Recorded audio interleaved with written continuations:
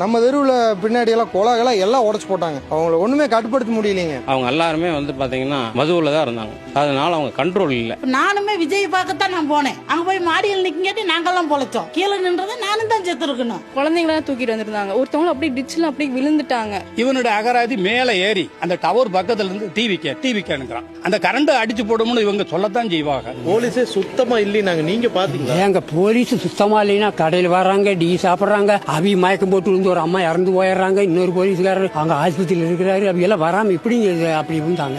அத்தனை பேர் போலீஸ் இருந்தாங்களே, எப்படி இல்லைன்னு சொல்ல முடியும்? மனச்சாட்சின்னு ஒண்ணு இருக்குதுங்களா? அவங்க கொடுக்குற பாயிண்ட் கொடுத்திருந்தா பாதி பேர் ஆத்துல செத்துருப்பேன், இந்த பக்கம் பாதி பேர் படிக்கட்டுல போய் செத்துருப்பேன். இங்க இருக்கும்போது அந்த போக ஏறும்போது ஒரு வயரெல்லாம் அத்து விட்டாங்க. திடீர்னு உயிருக்கு பயந்து மேல ஏறும்போது என்ன பண்ணுவாங்க? பாஸ் இங்க கூட 5-6 சந்து இருக்கு போலாம். அங்க வந்துன்னா அப்படி போக முடியாது. ஒரே 4 தடம் மட்டும்தான். ஒண்ணு மேல ஒண்ணு விழுகவும் அவங்க ஜெனரேட்டர் ரூம்குள்ள தப்பிக்கிறதுக்காக உள்ள போயிருக்காங்க. உள்ள அவ்வளோ கரண்ட் ஒயர் இருக்கு. தொண்டர்களே தான் கரண்ட் ஆஃப் பண்ணாங்க. பிரச்சனைக்கு முழு காரணமே விஜய் வேகமா வராததாங்க. 12 மணிங்கிறது 1 மணிக்கு லேட்டா கூட வரலாம். 1:30க்கு வந்து பேசியிருந்தாங்கன்னா எந்த கூட்டமும் அளவான கூட்டம் தான் இருந்தது. அப்பெல்லாம் அது வாட்டுக்கு பேச கேட்டது. இவரை முகத்தை பார்த்தீங்க கூட ஓடி போயிடுவாங்க. எல்லாம் அந்த பாட்டு போடுறப்போ ஓ ஓ ஓ ஓன்னு கத்துதுங்க.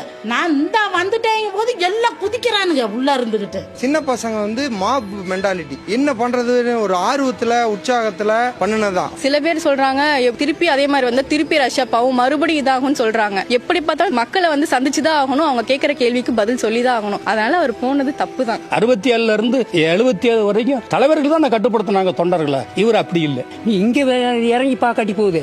திருச்சியில் போய் ஒரு பேட்டி கொடு.